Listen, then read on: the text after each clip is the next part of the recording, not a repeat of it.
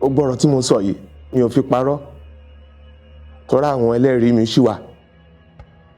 Ẹ̀gbọ́n lẹ jẹ́ sí ọkọ Olóyún, kí lẹ rò ó lè ṣẹlẹ̀, kí lẹ rò pé ó lè fà á ó lè fi assassinate wọn gẹ́gẹ́ bí nǹkan, kí lẹ̀yin lérò? Wọ́n wà ní executive meeting ní Alimosho. I was the chairman, so èmi pẹ̀lú àwọn cabinet mi à ń ṣe meeting lọ́wọ́. Ẹ gbọ́ ìpè. Mo gbọ́ ọ̀rọ̀ yẹn. Kò irọ́ ni. A dẹ̀ pé bàbá wọn, uncle mi ni bàbá wọn. So wọ́n dẹ̀ confirm ẹ̀. So àtèmi àti gbogbo àwọn olóyè mi la lọ sí ilé bàbá wọn, ilé wọn. So ní council láti lọ sympathize pẹ̀lú wọn. Ṣé Èkó ń bí ní ìṣẹ̀lẹ̀ yẹn ti ṣẹlẹ̀ ni? Kì í ṣe Èkó ni wọ́n pa sí o, but Èkó ló ti kúrò, ó ń lọ sí ìlú wa. So along Igbó Ọ̀rà ṣẹlẹ̀ kan ṣẹlẹ̀. Mo kó àwọn ọmọ lọ sí location Èkúrú funfun. Ọ̀gá wa kan Aládé Emmanuel ló ní iṣẹ́ yẹn, ẹ̀yìn ejò ló ń pè ọ̀gá. Wọ́n invite wa lọ sóṣù kejì, mo dẹ̀ ní group, mo láwọn ọmọọṣẹ́ tó pọ̀ gidi gan. So mo kó 8 lára àwọn ọmọọṣẹ́ mi, a wá lọ sí oṣù kejì, mo a lọ ṣiṣẹ́, a lọ bá ọ̀gá yẹn ṣiṣẹ́. Táìtù iṣẹ́ yẹn Èkúrú funfun ló ń pè. Inú ilé wa tá à ń gbé ẹnìkan wà ń bẹ̀, Ọlọ́run má jẹ́ ká tẹ́nítì ká. Àwọn èèyàn burú gan-an. Àmọ́ nǹkan tá a ṣe fọkùnrin yìí, ọmọọṣẹ́ mi 4 ló jẹ poison. Poison ni ọmọọṣẹ́? Honestly speaking. Ní ibi tó ti lọ tọ́jú mi ní Ifọ̀, bàbá ọlọ́dẹ ló tọ́jú mi. In fact, ọjọ́ kú mi pé tó yẹ kí n kú, bàbá yẹn ò gbà pé mi ní kú.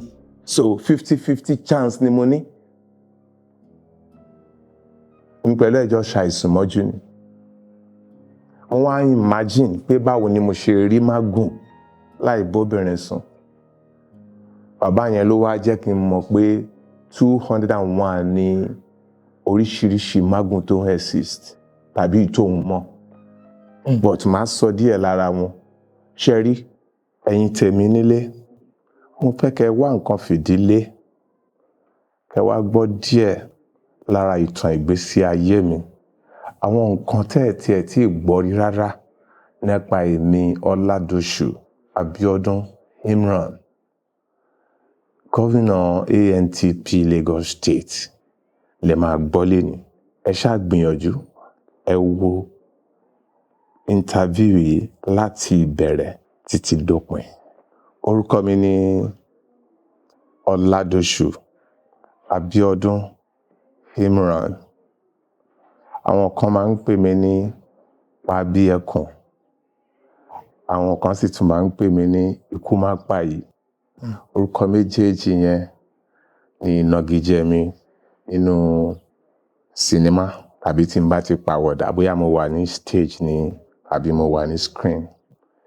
Ìlú Òtù láti bí mi lọ́mọ ní ìpínlẹ̀ Ọ̀yọ́ ní ìjọba ìbílẹ̀ Ìtẹ̀síwájú. Ẹ̀gbọ́n ni mo jẹ́ fún late Alhaji Fatai Yusuf ọkọ Oloyun. So nípa ilé ìwé mi, mo lọ sí ilé ìwé alákọ̀ọ́bẹ̀rẹ̀ tí wọ́n ń pè ní primary school. Mo sì lọ sí ilé ẹ̀kọ́ girama. Mo dẹ̀ tún lọ sí polytechnic. Mo study civil engineering. Wow. Civil engineering. Bẹ́ẹ̀ni. Ǹjẹ́ ṣì lè kọ́lé bẹ́ẹ̀ ṣe wà? In fact, àwọn èèyàn tí mo ti bá kọ́lé wọ́n máa comment. Wizard ni o. Tó bá jẹ́ lè kọ́, my God. Àwọn èèyàn tó ń wò mí, àwọn oníbàárà mi tí mo ti bá ṣiṣẹ́. Ẹ̀yin fi ń ṣiṣẹ́. Iṣẹ́ tí mo fi ń jẹun nìyẹn. A ṣe náwó sórí theatre ni kò tí ì yí. K'Ọlọ́run jẹ́ ká jèrè ẹ̀. Mo ń dájọ́ síbẹ̀ ni Ọlọ́run jẹ́ ká lè kó. Àmín. Ibi tá a ti ń rówó nìyẹn, tá a fi ń ṣe ọmọlúwàbí, tá a fi ń ná, tá a ń ná sí. Bàbá, ǹjẹ́ lè ṣàlàyé díẹ̀ ibi tẹ́ dàgbà sí àti pé báwo ni ẹ ṣe dàgbà. Okay.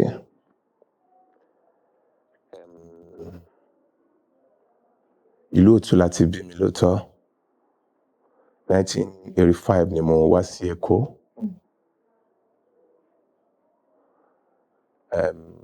Súdẹ̀rẹ̀ ni mo dẹ̀ ń gbé. Ìjẹ̀ṣà. So ìgbà yẹn ọmọ aláìlẹ́nìkan ni mí. Wọ́n wá wo kí ni mo lè ṣe. Bàbá tó kọ́ mi níṣẹ́ wọ́n ń korúkọ wọn ní Ẹ̀dà Ràúfù Àjàbá. Ti tọ́dọ̀ wọn as far back as 1988. So ìwé alákọ̀ọ́bẹ̀rẹ̀ àti girama nìkan ni mo ṣe tẹ́lẹ̀. So ìgbà tí mo wá rí bí ayé ṣe ń lọ, pé gbogbo ẹni tó bá fẹ́ bá ayé yí, ẹni tó bá fẹ́ rí ayé lò, báyé ṣe ń yí, òun náà gbọ́dọ̀ bá ayé yí. So wọ́n á ní passion fún iṣẹ́ theatre gan-an. Fún àti bá níbi tí mo ti fẹ́ lọ gbaṣẹ́ àbí gbowó, tàdé ní location tí mi ní gbà kankan, tí màá tún lọ jìyà ń bẹ̀, màá fi ibi tí màá ti lọ gbowó lẹ̀, màá lọ sí location. Ìṣẹ̀lẹ̀ kan ṣẹlẹ̀ ní 1998.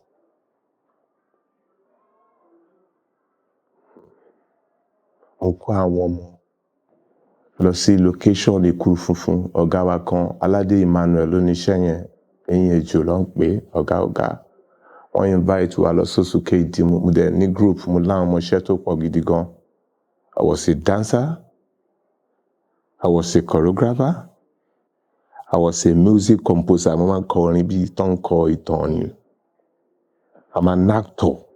Gbogbo àwọn branches iṣẹ́ yẹn ni mo fẹ́ mọ̀ díẹ̀díẹ̀ nípa ẹ̀. Ṣùgbọ́n nǹkan mẹ́rin wà tí mo mọ̀ dájúdájú. So mo kó mẹ́jọ lára àwọn ọmọọṣẹ́ mi. A wá lọ sí oṣù kejì, mo wá lọ ṣiṣẹ́. A lọ bá ọ̀gá yẹn ṣiṣẹ́. Táìtù iṣẹ́ yẹn Èkuru funfun ló ń pè. Nínú ilé wa tá à ń gbé, ẹnìkan wà ń bẹ̀. Ọlọ́run má jẹ́ ká tẹ́nítì ká. Àwọn èèyàn burú.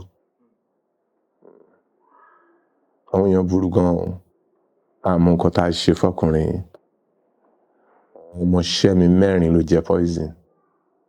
Poison ni ọmọọṣẹ́. Honestly speaking, Ọlọ́run ló ní kí ẹnìkan tó jẹ́ ọ̀tún ìlú yẹn, ó jẹ́ ẹni tó máa ń pa owó dà, ẹni tó kó wa lọ sóko yẹn náà, òun náà mọ̀ nípa àwọn nǹkan bẹ́ẹ̀ yẹn.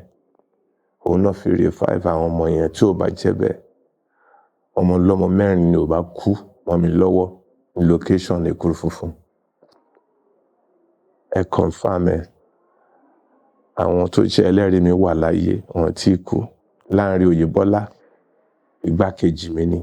Ó wà nínú scene yìí. Ó lè confirm. Editor láàrin iwájú Oyèbọ́lá, ó mọ̀ nípa ẹ̀. Producer gangan tí mi ń sọ̀rọ̀ nípa ẹ̀, Aládé Emmanuel, ẹ pé kẹ́ bèrè lọ́wọ́ ẹ̀. Ọmọ mẹ́rin tán. Ọmọ mẹ́rin, ọmọ ọlọ́mọ, àwọn ọmọ èèyàn ńlá. Kí ni nǹkan tó fà á tó fi ṣe bẹ́ẹ̀? Ṣé ẹni yẹn ló ń bá yín dáná ni? Kò bá wa dáná, ó dàbẹ̀ ni pé ó fún wọn ní nǹkan kan. Ó fún wọn ní nǹkan jẹ.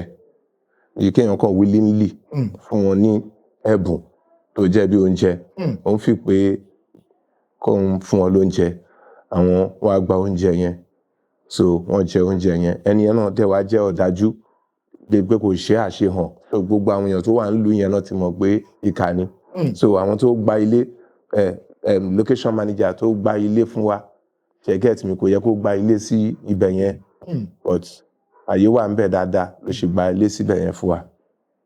So ara àwọn ìrírí kan yẹn nínú ìrírí tí mo ti rí rí. Mo tún ní ìmíì. Ní 1999, mo lọ ṣe audition ní Mobile Arts Communication. Mo tún kó àwọn ọmọ mi mẹ́rin lọ. Wọ́n mú mẹ́ta nínú wa.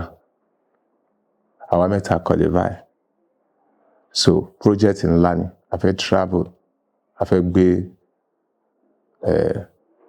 dance, music àti drama travel a fẹ́ lọ sí Rome, a fẹ́ lọ sí Cuba, a fẹ́ lọ sí Italy àti Germany, 2 years project. Wọ́n kó wa lọ sí ibì kan ní Kòròdú, wọ́n pè bẹ̀ ní Ìbèṣe. Ibẹ̀ la ti ń ṣe rehearsal everyday, ibẹ̀ ní camp wa. A dẹ̀ lò 18 months níbẹ̀ yẹn. Ní Ìbèṣe yẹn. Bẹ́ẹ̀ni, láì travel kúrò ní Nàìjíríà. So ìrìn àjò yẹn ò bọ́ sí mọ́. Gbogbo wa padà sílé pẹ̀lú ìbànújẹ́ ni. Mo ń gbé Odùduwà Street ní Governor Road ńgbà yẹn.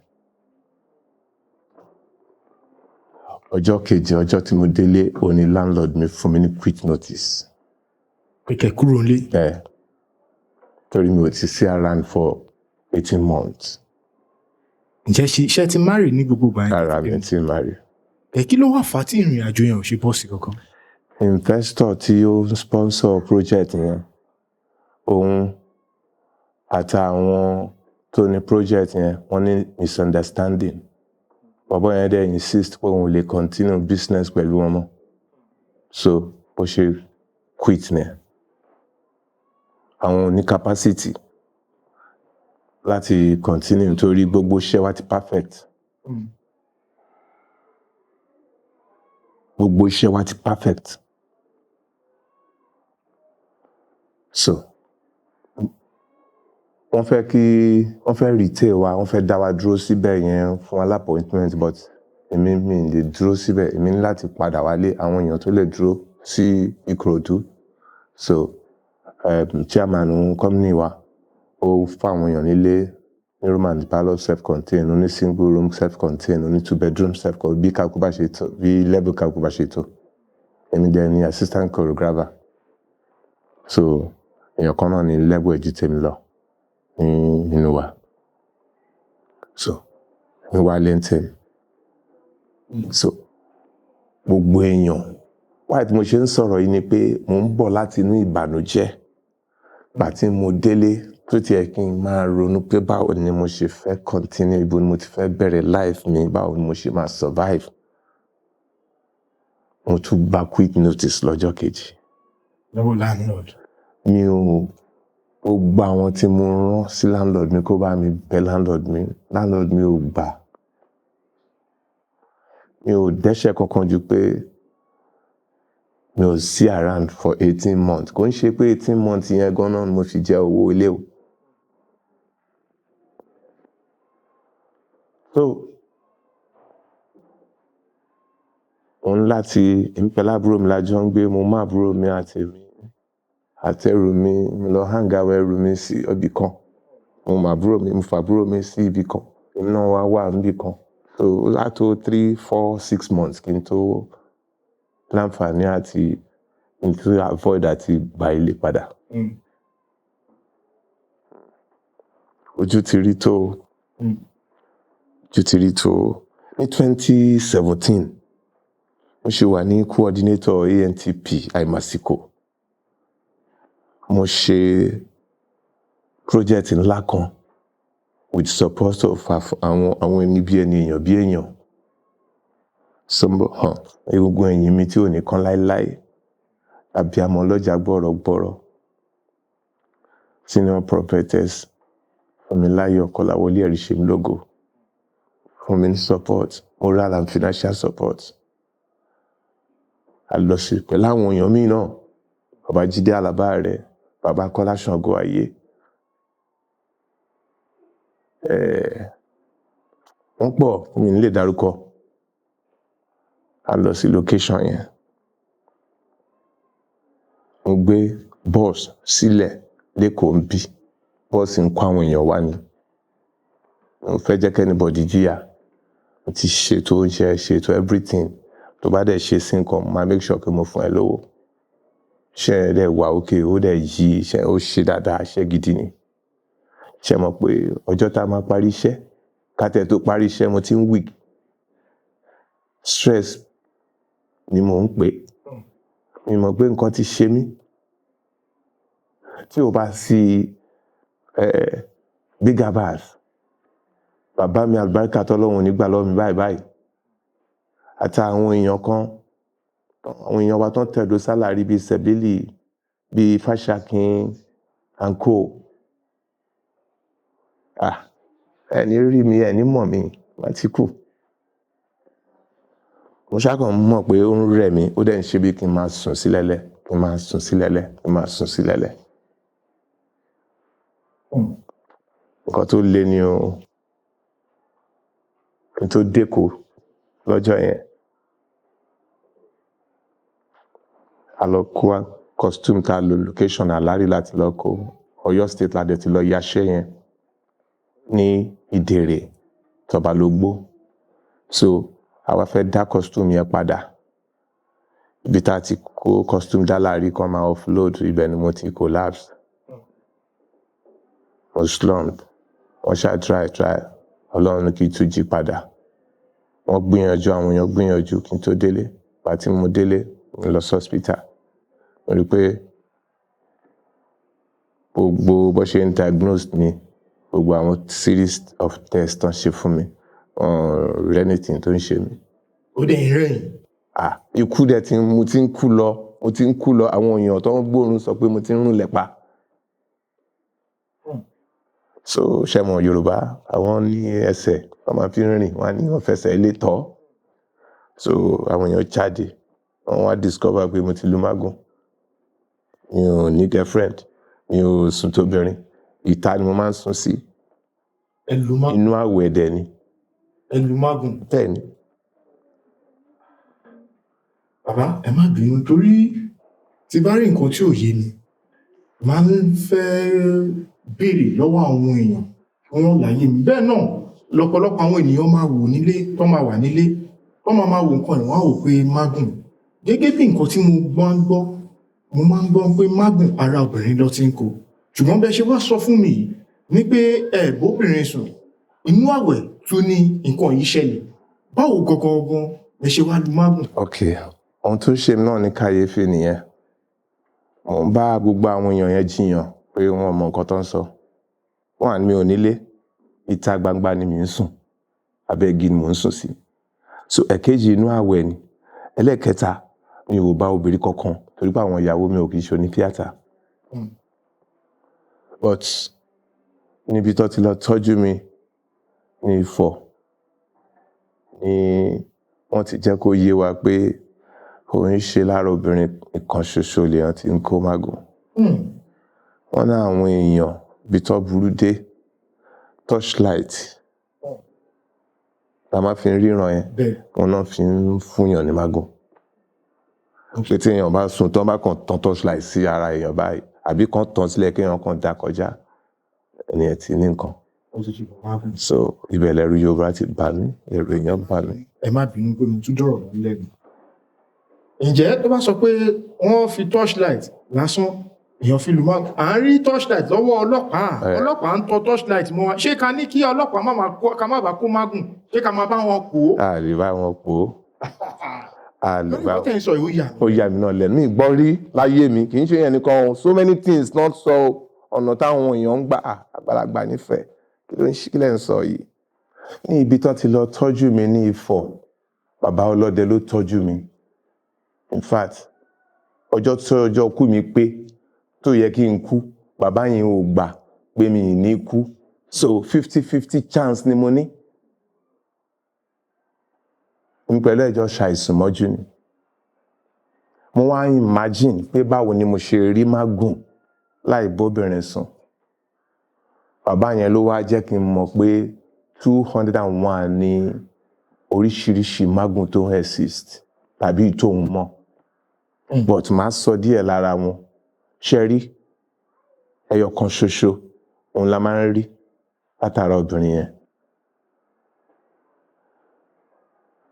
Àga tí mo fi jókòó yìí, wọ́n ń ro ní Magun.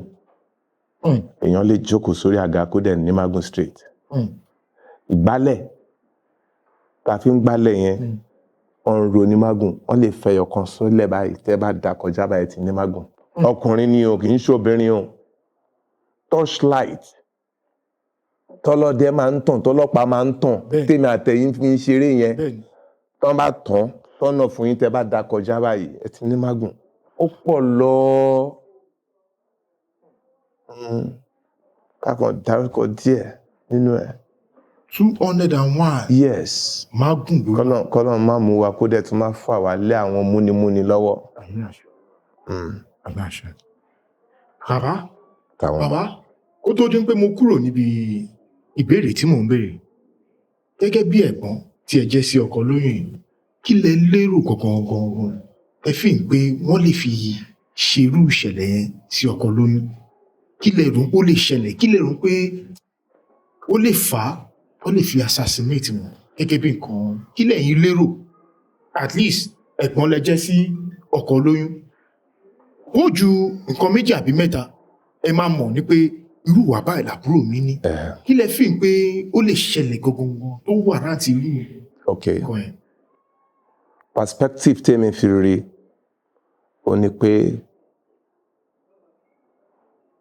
ọkọ Olóyun ò ní ìwà àbàjẹ́ kankan rárá. Kò sígbà tí kì í rìn, kò dẹ̀ sígbà tí èèyàn ò lè rí tó bá ti wà round. So kì í ṣe ẹni tó ń gbé pamọ́ àbí tó máa ń sá pamọ́ fáwọn ènìyàn. So ẹni bá ti ní ẹ̀mí yẹn, ẹ ti mọ̀ pé kò lẹ́bọ lẹ́rù nìyẹn.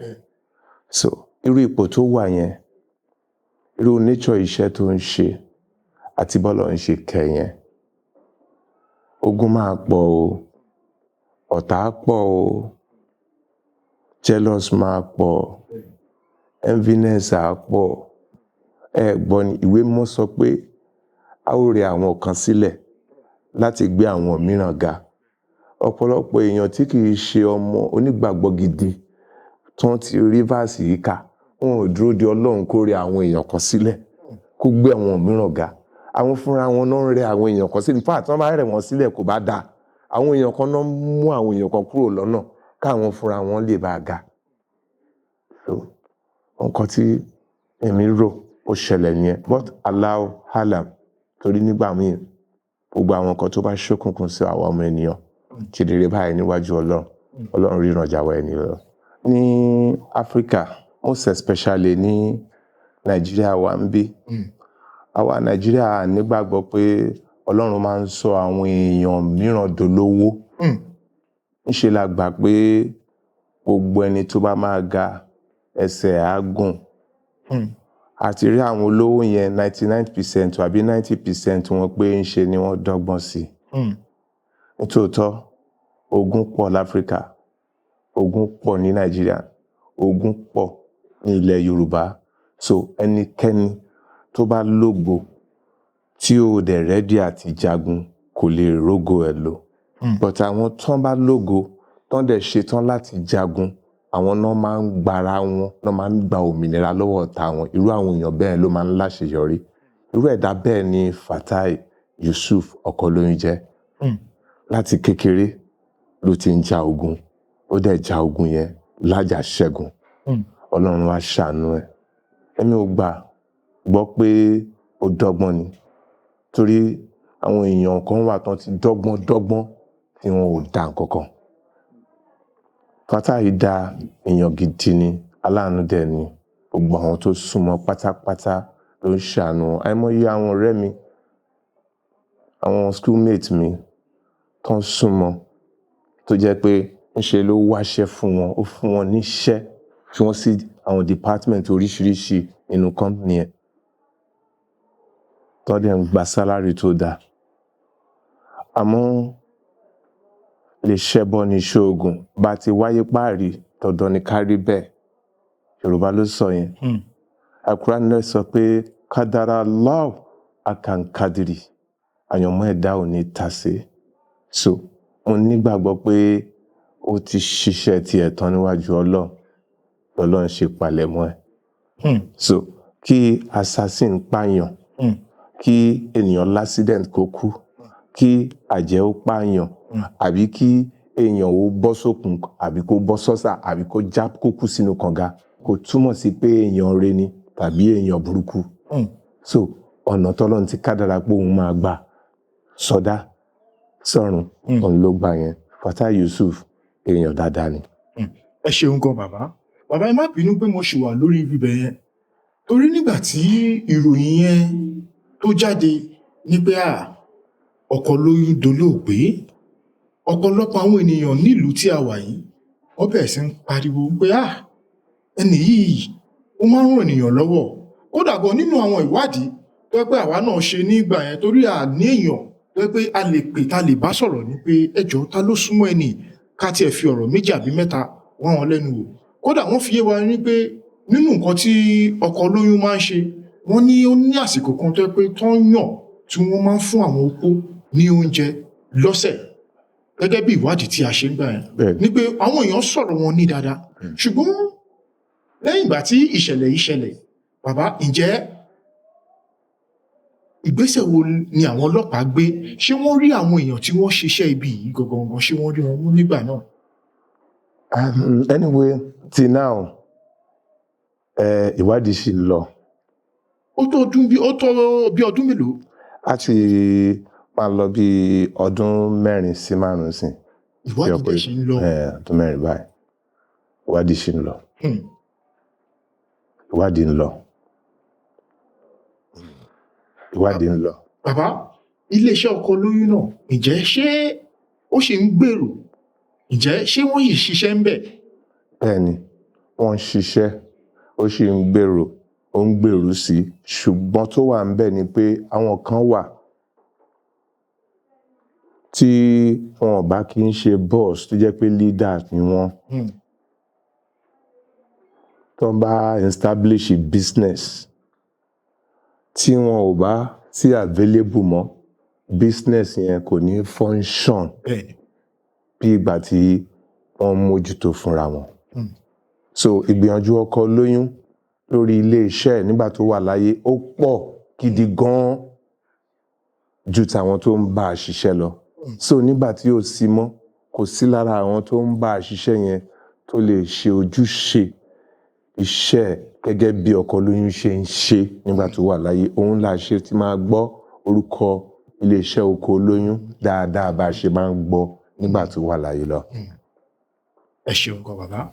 Bàbá, ẹ má bínú pé mo ṣì wà lórí ibi tí a wà yẹn, màá tó kúrò lóyún bẹ́ẹ̀. Bàbá, gẹ́gẹ́ bí nǹkan tí ẹ sọ yìí, pé ó ti tó bí ọdún 4 sí 5 tí ìṣẹ̀lẹ̀ aburú yìí ti ṣẹlẹ̀. Ọkọ Olóyun tó ọmọ ọdún mélòó nígbà tí ìṣẹ̀lẹ̀ yẹn ṣẹlẹ̀? Ǹjẹ́ ṣì ń rántí sà? Yes, ọkọ Olóyun was 42 years old nígbà tí ìṣẹ̀lẹ̀ yẹn ṣẹlẹ̀. 42? Bẹ́ẹ̀. Ǹjẹ́ ṣé wọ́n fi ọmọ sílẹ̀ àti ìyàwó sí? Ó ní ọmọ, ó dẹ̀ ní ìyàwó. Ó ní àwọn ìyàwó méjì lóní. Ọlọ́run dẹ̀ bless ẹ, ó lọ́mọ. Ó ní bàbá, ó tún ní ìyá láyé.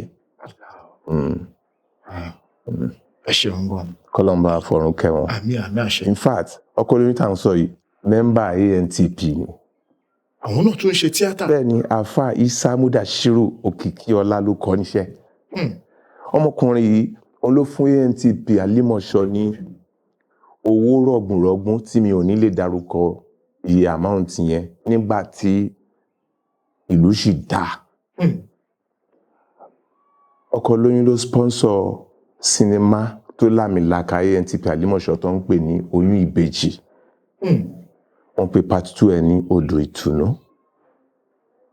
In fact, ọkọ Olóyun ó ṣètò, in fact, nínú owó tọkọ Olóyun fún ANTP Àlímọ̀ṣọ́, gbogbo executive tó wà ní ìgbà yẹn, látòrí chairman, vice chairman, gbogbo àwọn executive yẹn, nígbà tí fóònù ṣẹ̀ṣẹ̀ jáde, tí GSM ṣẹ̀ṣẹ̀ jáde, owó ọkọ Olóyun la fi ra fóònù fún gbogbo wọn. Ó dẹ̀ wà humble gidi gidi, kò sí ohun tá a fẹ́ ṣe tó bá ti dé. In fact, wọ́n máa ń torí pé ó jẹ́ àbúrò mi, a máa tì mí lọ. So àwọn èèyàn tẹ̀lé mi. So a ní ẹgbẹ́ ló rán mi wá ni mo ṣe wá o. Tí ẹgbẹ́ ò bá rán mi wá, mi ní wá bí o. Mi ní wá bí o. Má máa ṣe bẹ́ẹ̀ o. Ó ṣe wọ́lọ́ ló ṣe ṣọlá o. So èèyàn dáadáa ni. Ọlọ́run bá fọ̀run kẹ́ wọn. Ọlọ́run bá foríjì wọn. Ọlọ́run bá ṣàánú bàbá àti ìyá tó fi sílẹ̀. Ẹ̀sùn kankan lẹ́ẹ̀kan yẹn, òun ló fẹ́ jẹ́ kí n padà sórí rẹ̀.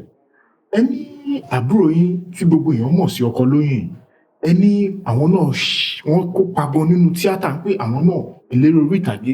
Kódà ẹ fi yé wa ní pé wọ́n finance project tó lágbára gan ní Àlímọ̀ṣọ́ nígbà yẹn. Òun ló fẹ́ jẹ́ kí n béèrè ìbéèrè. Níjọ́ tí ìṣẹ̀lẹ̀ burúkú tó ṣẹlẹ̀ sí wọn yìí, ǹjẹ́ ṣe rántí ibi tí ẹ wà lọ́jọ́ náà lọ́hùn? bẹ́ẹ̀ Níbo lẹ wà níjọ́ náà nígbà tẹ́ máa gbàgbé? mo wà ní executive meeting ní Alimosho. I was the chairman, so èmi pẹ̀lú àwọn cabinet mi à ń ṣe meeting lọ́wọ́. Ẹ gbọ́ ìpè. Mo gbọ́ ọ̀rọ̀ yẹn. Kò irọ́ ni. A dẹ̀ pé bàbá wọn, uncle mi ni bàbá wọn. So wọ́n dẹ̀ confirm ẹ̀. So àti èmi àti gbogbo àwọn olóyè mi la lọ sí ilé bàbá wọn, ilé wọn. So ní council láti lọ sympathize pẹ̀lú wọn. Ṣé Èkó ń bí ní ìṣẹ̀lẹ̀ yẹn ti ṣẹlẹ̀ ni? Kì í ṣe Èkó ni wọ́n pa sí o, but Èkó ló ti kúrò, ó ń lọ sí ìlú wa. So along Igbó Ọ̀rà, Èrúwà side ni ìṣẹ̀lẹ̀ yẹn ti ṣẹlẹ̀. Nínú àwọn ìdojúkọ tí ẹ ti bá wa sọ yẹn, màá yìí fẹ́ ká fìtì torí mo sì máa padà wá síbẹ̀. Okay. Bàbá, ǹjẹ́ ṣe rántí sinimá tí ẹ kọ́kọ́ ṣe tó dàbí pé òun ló gbé yín jáde táwọn èèyàn fi mọ̀ yín gẹ́gẹ́ bí oní tíátà? Ǹjẹ́ ṣe rántí sinimá náà? Stage ni. Stage. Èkó Theatre Festival 1997. Èkó Theatre Festival 1997. Ó ní mo ṣe Ọ̀rànmíyàn nínú eré aládùn yẹn, award winning Ògbólúkẹ́ ní title ẹ̀, Ògbólúkẹ́. Iṣẹ́ yẹn náà wà. Iṣẹ́ yẹn ló fún Ẹ̀bẹ̀dí Sálíù Gbọ́lágadé ní Ògbólúkẹ́ tó ń jẹ́ yẹn torí pé òun ló ṣọba nínú iṣẹ́ yẹn. So èmi ń ṣe bàbá ẹ̀, Ọ̀rànmíyàn ni mo ṣe. So dancer ni mí, mo participate nínú dance and music. Mo tún art. So ọ̀tọ̀ ní kámpù dance music, ọ̀tọ̀ ní kámpù àwọn dramatic. Tí n bá ti wà pa pẹ̀lú àwọn oníjó di certain time, màá tún lọ ṣe night. Mo fẹ́ lọ wòran ni o, torí pé ajá ò kí n rorò kó ṣọ́ ojúlé méjì. But iṣẹ́ tí mò ń sọ yẹn, scripted story ni, full scripted story ni. So àwọn àgbàlagbà wa, ṣe mọ̀ pé Alimosho ni olókìkí pọ̀ sí tẹ́lẹ̀. N dárúkọ díẹ̀ nínú Bàbá Abija, Alimosho ló wà. Big Abbas, Alimosho ni. Arákọ̀ngudu, ọmọ Alimosho ni. Alápínì Òòṣà, ọmọ wọn pọ̀ lọ tí mi lè dárúkọ tán. Ṣùgbọ́n stage yìí kì í ṣe improvisation. Ṣé get me? Scripted, nǹkan tó wà nínú script yẹn ló gbọ́dọ̀ kà, ló gbọ́dọ̀ há sórí tó dẹ̀ máa present. So improvisation òun ni pé ìsọ̀rọ̀ òun ni gbèsì. Kẹ́ gbọ́rọ̀, kẹ́ dẹ̀ dáhùn. So nígbà tí wọ́n wá ń ṣọdíṣọ̀nù lórí role tí mo play yẹn, director of that story, wọ́n ń pe bàbá yẹn ní Alhaji Jídé Alábá rẹ̀. Ó wá ń pe gbogbo àwọn ọ̀gá mi lẹ́yọkọ̀ọ̀kan. So may God forgive me. It's like they are not used to the scripted story. So tó bá gbé ìwé fún wọn, tó fún wọn ní 5 or 10 minutes pé okay, ẹ study ẹ o, tó bá máa pè wọ́n padà. So lines tó wà nínú ìwé yẹn, àwọn ò ní tẹ̀lé, àwọn ọmọ máa sọ nǹkan tí ó wù wọ́n tó wà meaningful. But ilé ìtàn historical film ni, nǹkan tó bá ṣẹlẹ̀ gangan bó ṣe ṣẹlẹ̀ ni ẹ ṣe láti ṣe, torí kán máa criticize wa púpọ̀. So director wa sọ pé rárá, I don't want this.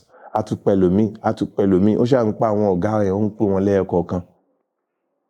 So kò rí nǹkan tó ń fẹ́ lálẹ́ ọjọ́ yẹn. Wọ́n wá béèrè pé ṣé Bíọ́dún wà nínú hall yìí? Wọ́n bá ní bẹ́ẹ̀ ni. Wọ́n ti sùn, àwọn èèyàn ló wá jí mi. Ìṣẹ̀rí town hall òun ni venue yẹn. Wọ́n bá lọ sí stage. ọ̀gá mi bá fún mi ní script pé 5 minutes mo ní o kí n wo scene ǹdẹ̀ wo pàápàá within that 5 minutes mo di wọn bá díẹ̀ tí mo lè di sórí wọn bá pe action ni mo bá ń para yà mo ń talẹ̀ rú ni mo ń ṣe oríṣiríṣi bàbá yẹn mọ capacity mi mo dá gan ní stage gan tẹ́lẹ̀ torí almost every week ni mo máa ń ṣe stage nígbà tí mo wà ní coordinator ANTP Ìkọ̀tún unit a ní ibi tá a ti ń ṣe tí àwọn èèyàn máa ń wò wá so mo dá dáadáa bàbá yẹn bá ní ọ̀ràn mi yàn òun lòun ti rí kí bàbá yẹn sọ̀rọ̀ ẹ̀ tán báyìí mo kàn ṣubú lulẹ̀ ní gbàm láwọ̀ sọ nǹkan tí mo mọ̀ nìyẹn. Ẹ ṣubú lulẹ̀. Mo faint straight. Kí ló tún ṣẹlẹ̀ níbẹ̀ náà? Àwọn àgbàlagbà ni.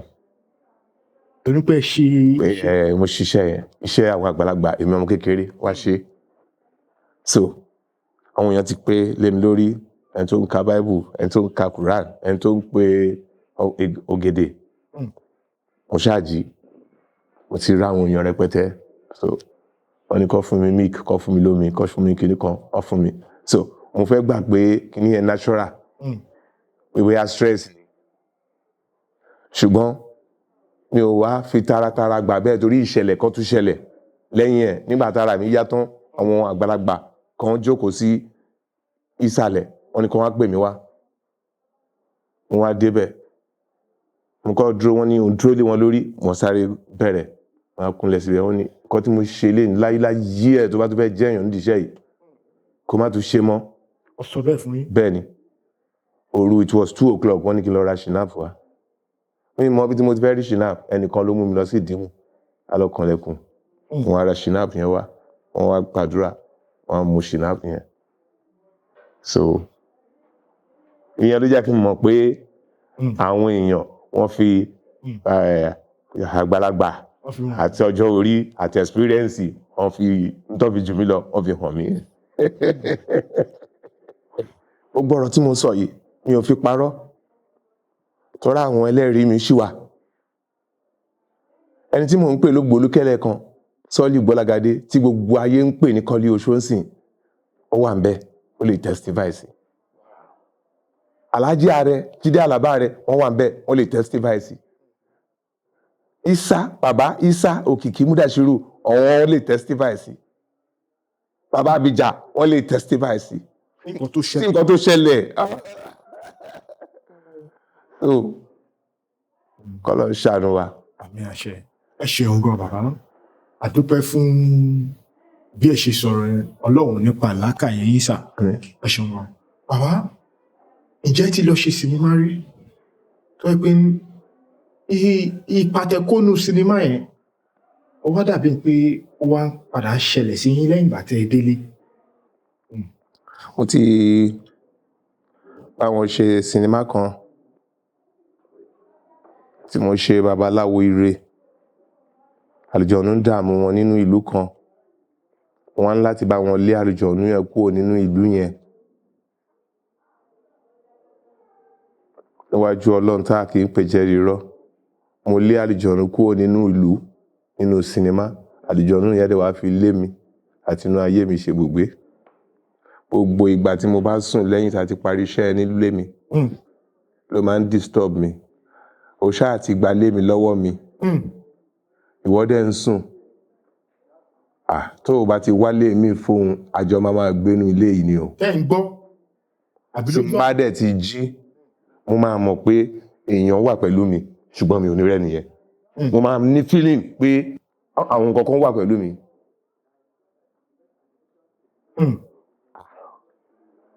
Wọ́n ń pè ní ọ̀wẹ̀ òun ní aró nínú àfìgbà tí mo súnmọ́ àwọn àgbàlagbà òun ni wọ́n ṣàánú ayé mi tó bá mi fàdúrà jagun tí mo fi bọ́ lọ́wọ́ àlùjọ̀nú. Mo tún ti kó àwọn èèyàn kan lọ ṣiṣẹ́ ní Ìṣẹ̀rí Ọ̀ṣun iṣẹ́ burúkú èṣù obìnrin kan nínú ẹ̀ ọkọ ẹ̀ kọ̀ nínú iṣẹ́ yẹn padà máa fi délé ọkọ obìnrin yẹn kọ finally wọn fẹ́ra wọn mọ́dé ní kò dẹ̀ lọ́kọ mi mọ́. Nínú iṣẹ́ yẹn ẹnìkan a máa ní ẹsẹ̀ open accident nínú iṣẹ́ a dẹ̀ ti yá accident yẹn kọjá so bá ṣe parí sí yẹn tó bọ́ṣọ fún customer tó ní kó n cross cutter báyìí pákó tó ń dúró lórí cutter ó kàn ní straight ẹsẹ̀ ní ẹ̀dẹ̀ kan ẹsẹ̀. Àwọn ìṣẹ̀lẹ̀ bíi 4 ló ṣẹlẹ̀ nínú àwọn scene iṣẹ́ yẹn sáwọn èèyàn tó ṣe. Ẹnìkan nínú iṣẹ́ yẹn ọmọ ẹ̀ kú àti ìkó ní location tó ti ń pè nílé pé lágbájá ẹ máa bọ̀ nílé o ó ti ṣẹlẹ̀ o. Ọmọ ẹ̀ ṣaláìsí. Dẹ̀ ṣaláìsí straight. So èmi náà ó ní promise and fail nínú iṣẹ́ yẹn. Dẹ̀ ti ní project ńlá tó bá tó níyì project ńlá tó worth 100 million láti sí. Ìgbà tí torí mo ṣe fẹ́ràn iṣẹ́ theatre ìgbà tí a parí iṣẹ́ tán tí mo resume sí ara iṣẹ́ mi padà. Wọ́n sọ pé sorry ò ní lè ṣiṣẹ́ ẹ mọ́. Excuse sọ fún mi ni pé mi ò ní time. Torí pé mo lọ sí location mo ráyè 2-3 days yẹn. So a dẹ̀ ti ṣe kan tó jẹ́ pé orí wa ń burú lásìkò yẹn tí gbogbo ilé ayé dàbí ẹni kó fẹ́ parẹ́. Tá a mọ̀nà àbáyọ àti gbàdúrà. Aládùúrà ni mí o. Àwọn tó súnmọ́ mi mọ̀. Ẹ wojú mi bó ṣe pọ́n bó ṣe rí lójoojúmọ́ ni ẹ̀mí mọ́gbómú o. Every day bójú mi ṣe rí ẹni tó bá mọ̀ mí láti ọjọ́ tó ti mọ̀ mí kò sí fún bẹ́ẹ̀ mi ò kí sùn ni. Ẹ ń sùn. Rárá o. Alẹ́ yìí ní mo ṣe máa pín àwọn tó mọ̀ mí mọ̀ nǹkan tí mò ń sọ yìí. So láti kékeré mi ni. Ẹ ti ń gbàdúrà. Bẹ́ẹ̀ ni òun làánú tí mo rí gbà. Àánú tí mo ṣe máa lò gbésí ayé mi lọ́la Ọlọ́run á fi hàn mí lálẹ́. So àti gbàdúrà ogun yóò ṣẹ. Mi ò mọ̀nà àbáyọ mọ́. Mo ti pé gbogbo àwọn bàbá ẹ ṣàánú mi ẹ má jẹ́ kó rí mi burú. Gbogbo wọn ti gbìyànjú àfáà kan tí Ọlọ́run bá mi ṣàánú àfáà mi. Wọ́n fún mi ní yàásín 50-50 every day pẹ̀lú àwọn ọmọ kéwú wọn. A dẹ̀ tún ṣe wà lé mọ́ odidi ẹran lápá ogun òṣẹ́. Mo dẹ̀ lọ ṣiṣẹ́ mo lọ bẹ́ẹ̀ nìkan ṣiṣẹ́. Ìṣòro ayé mi gangan òun ló wà nínú script. So solution wà fún ẹni yẹn nínú iṣẹ́ yẹn. Wọ́n dẹ̀ mú mi lọ sódò wọ́n dẹ̀ lọ fọ orí mi bọ́n ṣe ń fọ orí mi ogun ayé mi dẹ̀ ń ṣẹ́. Nítòótọ́ lójú ayé gbogbo ìṣòro mi dẹ̀ di ohun ìgbàgbé ó dáfi sẹ́yìn láṣà àwọn aláṣà. Ọlọ́run gba gbogbo agbára pátápátá Ọlọ́run tú mi lẹ̀. So ó wọnú ara wọn tí bí a ti rí méjèèjì ló ń rìn nínú iṣẹ́ yìí.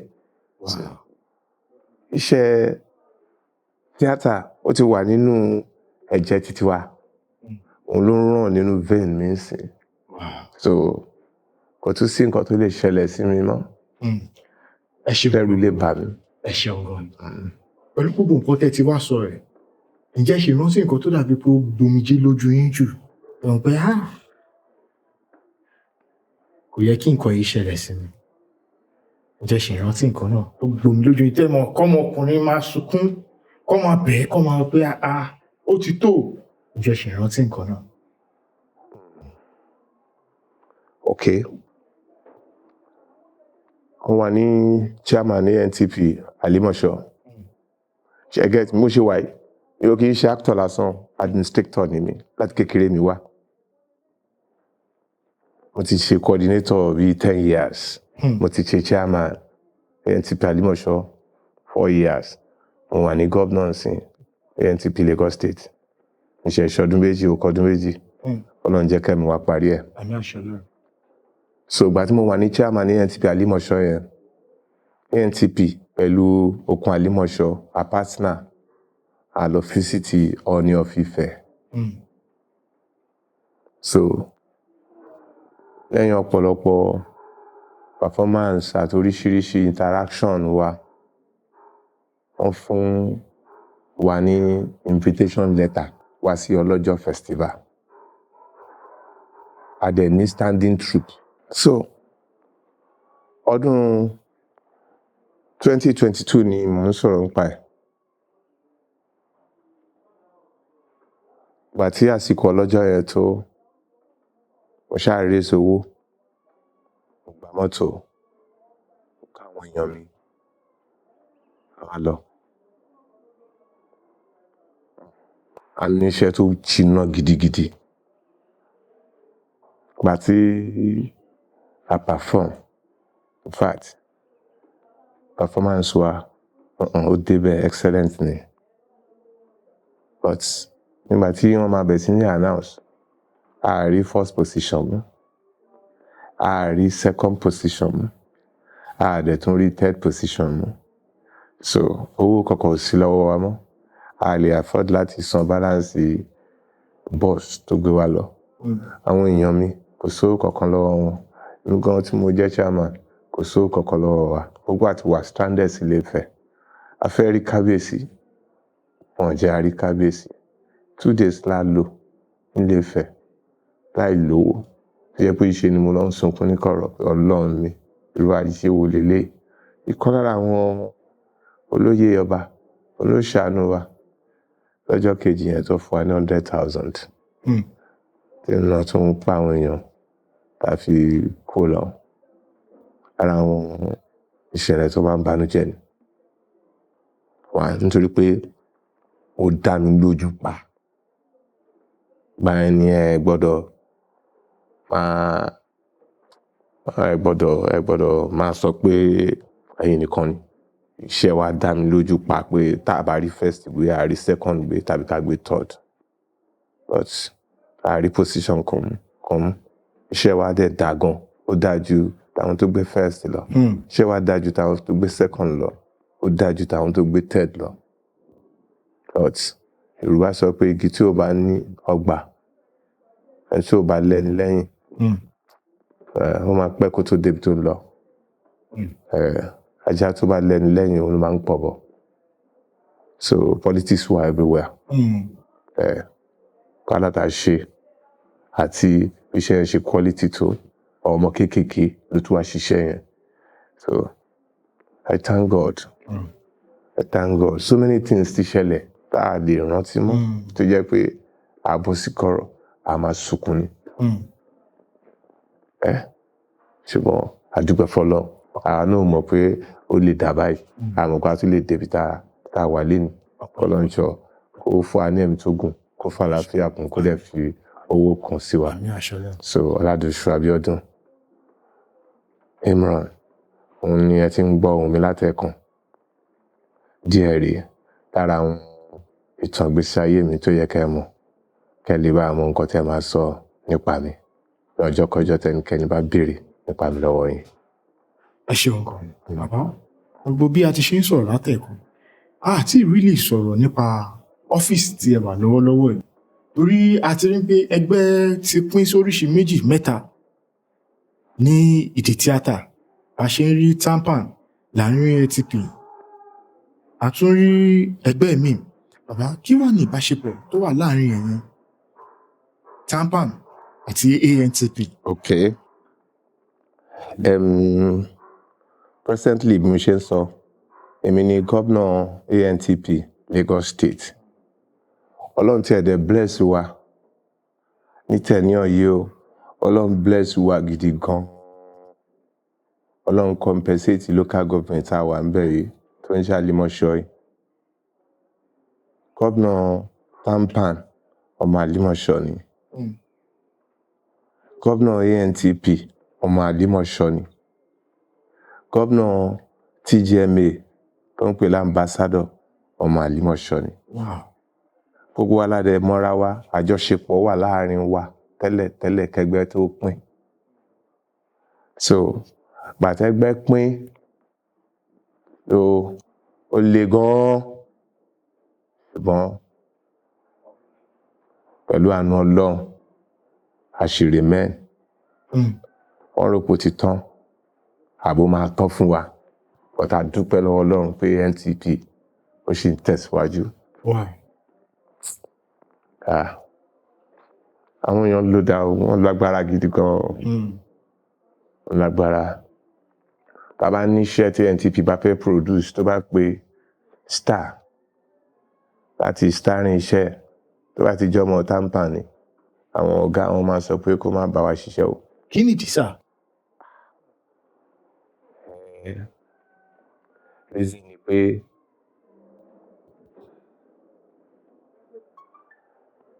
ẹgbẹ́ ANTP is the mother of all association, all theatre association. Ẹgbẹ́ ANTP lẹgbẹ́ tí wọ́n kọ́kọ́ dá sílẹ̀. Abẹ́ ẹ̀ ni gbogbo àwọn ẹgbẹ́ tó kù. In fact, gbogbo àwọn NANTAP, àwọn English artist yẹn, ẹgbẹ́ abẹ́ ẹ̀ ló ti jáde. Ọ̀rọ̀ ẹgbẹ́ fẹ́ lọ lọ́tọ̀ọ̀tọ̀ wá ṣẹlẹ̀. 70% àbí 80% olókìkí tó wà nínú ẹgbẹ́ yẹn wọ́n ti pull out yẹn. 60 to 70% producer tó wà nínú ẹgbẹ́ yẹn wọ́n ti pull out yẹn. Wọ́n gbà pé kò lè sí producer kankan bẹ́ẹ̀ mọ́, kò lè sí star kankan bẹ́ẹ̀ mọ́. So àwa fans kẹ̀dẹ̀rẹ́ gbogbo wa la ní àwọn títí wa. So wọ́n ti wá gbàgbọ́ pé tí èmi ò bá ti bá lágbájá ṣiṣẹ́, títà mẹ́dùnú ò bá lágbájá ṣiṣẹ́, tí kìíní kan ò bá lágbájá ṣiṣẹ́, iṣẹ́ kò ní standard. Àwọn èèyàn ní wo iṣẹ́ yẹn ò lè lọ kankan. Táwọn náà bá fẹ́ ṣiṣẹ́, tó bá jẹ́ pé ẹni tó fẹ́ ṣiṣẹ́ ọ̀rẹ́ wa ni, ó dẹ̀ invite wa tá a bá débẹ̀, tó máa ti mọ̀ pé ọmọ ANTP ni wá, wọ́n máa lé wa ni, wọn ò ní jẹ́ ká ṣiṣẹ́. Wọn ò ní jẹ́ ká ṣiṣẹ́. But mo dúpẹ́ lọ́wọ́ Ọlọ́run nígbà tí President Adéwálé Adéoyè Ẹlẹ́ṣọ̀ àti President Latin first tenure wọn. Àwọn méjèèjì ń ṣiṣẹ́ hand to hand. Ọ̀rẹ́ ni wọ́n tẹ́lẹ̀. So comic náà dẹ̀ níṣẹ́ táwọn méjèèjì ń ṣe. Jẹ́ kó rọrùn. So àìmọye sẹ́mínà tó jẹ́ pé Latin ló máa pe president mi pé ṣó ti rí invitation àwọn báyìí báyìí fẹ́ ṣe báyìí báyìí wọ́n dẹ̀ invite NTP wọ́n invite tampan. So bí Ẹlẹ́ṣọ̀ bá ń ṣiṣẹ́ wọ́n máa pe Latin, bí Latin bá ń ṣiṣẹ́ wọ́n máa pe Ẹlẹ́ṣọ̀. So àtìgbà yẹn ni relationship yẹn ti ń come up díẹ̀. But ń sìn ó ti wá better dáadáa, àjọ ń ṣe papọ̀ dáadáa báyìí. So mo bá níṣẹ́ anybody tó wá wọ́n mi ni mo lè pè. Ìgbòlújẹ́ ti gba owó iṣẹ́ mi nínú Pabi Ẹkùn, òun ló fẹ́ play role Pabi Ẹkùn. Wọ́n nítorí pé ẹgbẹ́ ANTP ni mo fẹ́ ṣe fún nínú script mi.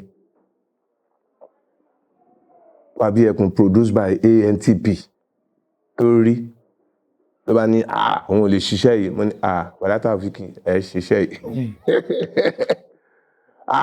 Iṣẹ́ ANTP ni àwọn oníṣẹ́. Mo ní ẹ máa ṣiṣẹ́ yìí sá. Ẹ bá ti mọ̀ pé ẹ ní ṣiṣẹ́ yìí ẹ fún wa lówó wa padà. Ó dẹ̀ ti dé location. Àwọn ọ̀gá wa tó wà níbẹ̀ wá pé ọmọ tampan lòun náà. Òun ló ń gbé ọmọ yìí, òun ló ń train ọmọ yìí. Babigas Basnos ó ní òun ni deputy governor ANTP Ọ̀yọ́ tampan Ọ̀yọ́ state. Wọ́n ní and so what? Ó dẹ̀ understand, ó dẹ̀ farabalẹ̀, ó ṣiṣẹ́ inú mi dùn. so gbogbo àwọn ọmọ mi tó yẹ pé tampa náà wà wọ́n wá sí location yẹn everybody ló ṣiṣẹ́ àti ẹ̀jàjà ẹgbẹ́ lẹ́ni bára wa ṣe o bára wa ṣe dáadáa bára wa ṣe bá ní anything bẹ́ẹ̀ ṣe máa pe governor tampan máa pe governor ambassador táwọn náà bá ní anything wọ́n máa pè mí wọ́n á káwọn èèyàn mi à lọ bá níṣẹ́ wọ́n máa pè mí ambassador Sasayi Sokunbi ó máa pè mí iṣẹ́ àjọ ń ṣiṣẹ́ ni wọ́n ní kí wá bá wọn ó dẹ̀ fún mi lówó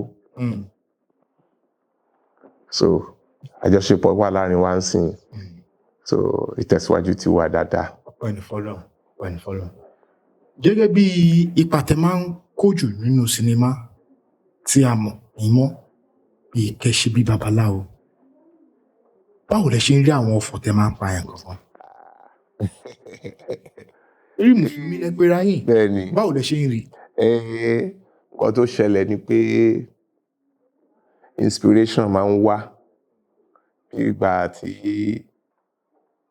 èèyàn fẹ́ kọ script bẹ́ẹ̀ ni inspiration character náà máa ń wá ẹni tó bá ti jẹ́ actor gidi a good or professional actor tó bá ti wọ costume sọ́run báyìí character tó fẹ́ play yẹn spirit ẹ máa wọlé sí ẹ lára ni wọ́n máa ní kí wá ṣe babaláwo máa rí ṣe èmi ò kì í ṣe Oladosu mọ́ orúkọ tó bá fún mi ká ní Ifá ṣe kíní kan náà fún mi spirit Ifá ṣe kíní kan yẹn ti wọlé sí mi lára so àwọn nǹkan tí ìyẹn mọ̀ nípa ẹ̀ ló máa sọ ń ṣe Oladosu mọ́ Oladosu ni wọn ní òun mọ̀ nǹkan ó dẹ̀ máa ń ṣe jagunjagun nígbà tí ìwọ costume bẹ fún mi níbọn mi lè yín àyà mi máa ń já ṣùgbọ́n tí wọ́n wọ costume tó bá kó bọ 6 fún mi 7 fún mi máa yín ní pàápàá gbogbo àbádé ti mọ̀ láti kékeré mi pé ọkùnrin máa yìnbọn.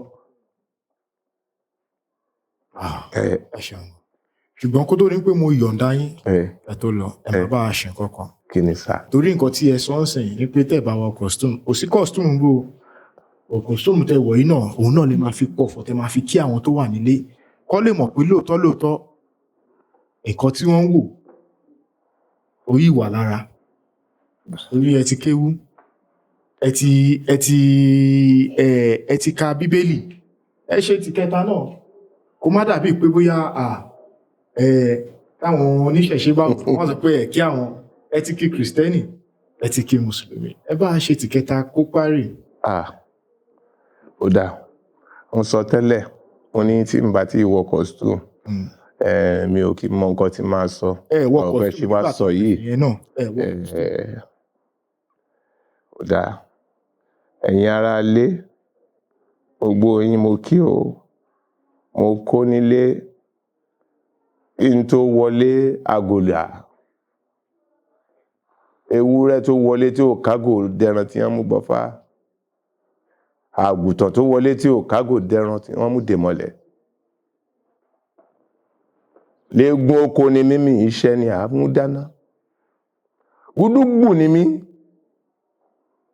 iṣẹ́ ni àfi ṣebẹ̀ mo dẹ̀wà àbejì tọmọdé ń jẹ lájẹtì ọmọdé ló bá fojú di mí àgbà ló bá fojú di mí yóò kàn dùn níyọ.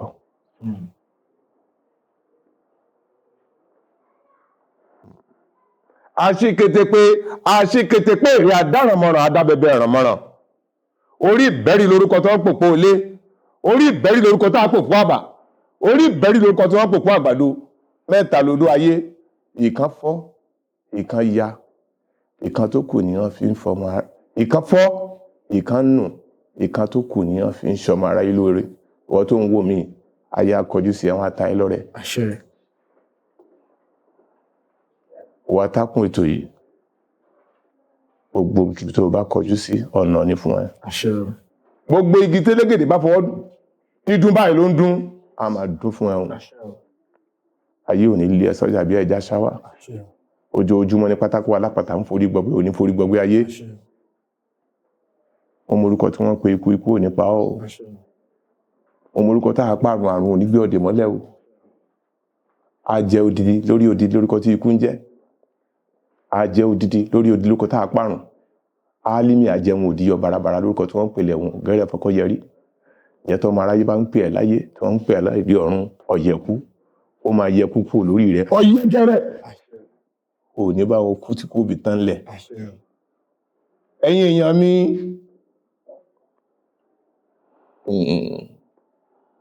námúnámú dèjì námà bẹ́ẹ̀ mọ̀ mi tí mo jálejò lójú yín, èmi ni páńpẹ́ ìjìdé tí sọkọ ìjímèrè ní sábúráwú. Ó tún dijọ́ mi, ọjọ́ rẹ̀ rí o. Ẹ ṣe ogan bàbá. A rí pé ọ̀pọ̀lọpọ̀ àwọn oní tíátà àti àwọn oní fújì wọ́n ní ìbáṣepọ̀ tó dán mọ́rán. Gẹ́gẹ́ bí nǹkan tẹ́yìn náà sọ, ẹ ní all-round tíátà lẹ́yìn náà ṣe, ẹ̀ ń kọrin, ẹ̀ ń kọ story, ẹ̀ ń jó, gbogbo nǹkan tí ẹ̀ ń ṣe nìyẹn.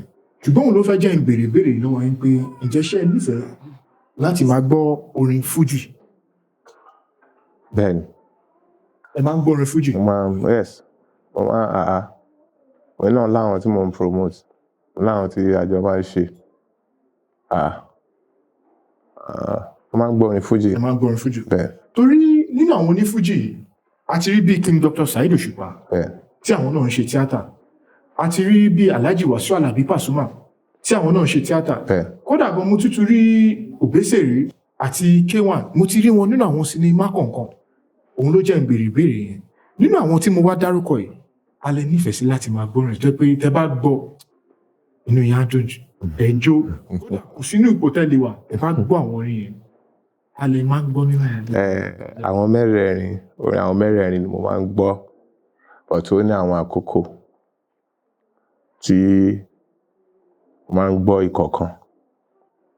Mo máa ń gbọ́ orin K1 The Ultimate, mo fẹ́ràn ẹ̀ gan-an, onídàájí lálẹ́, àti bàbá kí inspiration wá, bóyá mo ń kọ story lọ́wọ́, mo ti débì kan, ó ti ta kókó. So K1 lẹ máa ń gbọ́? Máa gbọ́ K1. So tí inú bá ń dùn, mo fẹ́ káwọn family mi feel mi torí pé nínú ilé mi comedian ni mí àti ìyàwó àtàwọn ọmọ mi aláwàdà burúkú kan báyìí ni wá. Tí mo fẹ́ jó, tí mo fẹ́ kí inú wọn dùn, tí mo fẹ́ ṣe Pasuma máa ń gbọ́. Pasuma? Yes. So tí ọ̀rọ̀ bá ta kókó,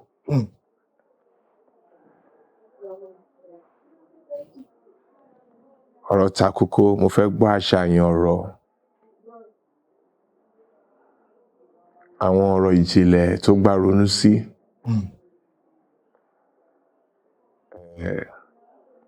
Màá gbọ́ Saheed Osupa.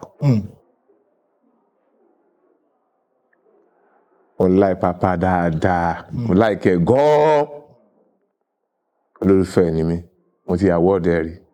Ìyẹn Papa? Bẹ́ẹ̀ni. Wow. Ti award ẹ̀ rí. In 2001. Wow. Nígbà tí mo ṣe 1 year anniversary ìjókòó ọ̀jọ̀gbọ́n. I was the coordinator of ANTP Ìkọ̀tún unit there. Mo like ẹ̀ gidi gan, èèyàn dáadáa ni, aláàánú ni, olùrànlọ́wọ́ ni.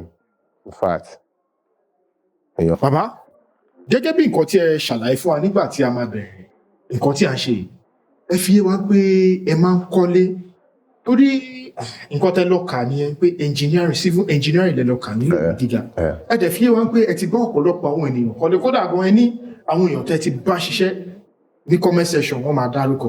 Bàbá, ìjẹ́ ta bá rí àwọn ènìyàn tó yẹ pé wọ́n kàn ń wò pé ókè o, torí kí wọ́n tó lè wòyàn pé kó wá kọ́lé fún wa jẹ́ èèyàn tó yẹ pé èèyàn tí wọ́n ti trust, èèyàn tó mọṣẹ́ dáadáa.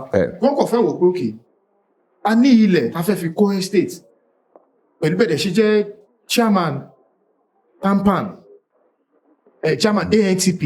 Bàbá, ǹjẹ́ iṣẹ́ àyè wà fún yín láti sọ pé ókè o, ẹ fẹ́ máa bá àwọn ènìyàn kọ́lé?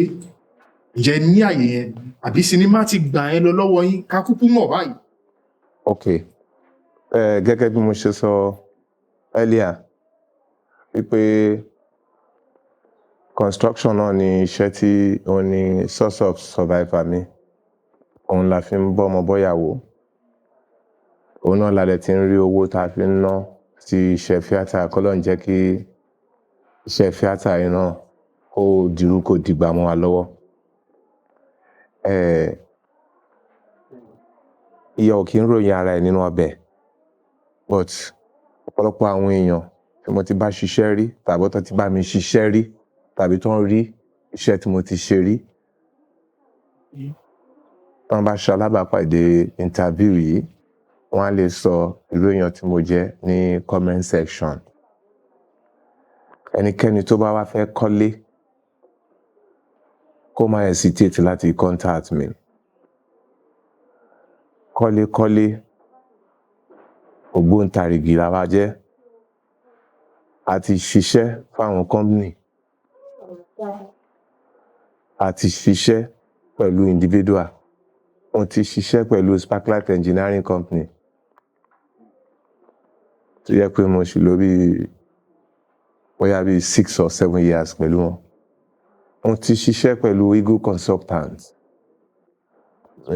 bá ní Bukere ọ̀gá ẹ̀ mo ti bá ṣiṣẹ́ for 10 years, èmi náà lẹ́ńjìníà ẹ̀. Àwọn náà dẹ̀ ti wá dá dúró fúnra wa nísìnyí, kì í ṣàná kì í ṣe jẹ́ta. Wọ́n mọ̀ mí ní Lagos State Building Control Agency Office dáadáa bí ẹni mowó. Àwọn physical town planner mọ̀ mí dáadáa bí ẹni mowó, torí pé òrèkóòrè ni mò ń wọlé sọ́dọ̀ wọn láti submit àwọn documents mi àbí láti apply fún documents. Wọ́n dẹ̀ wá visit iṣẹ́ mi. So àjọṣepọ̀ tó dánmọ́rán ó wà láàrin èmi, ilé-iṣẹ́ mi àti Lagos State Building Control Agency. Wow.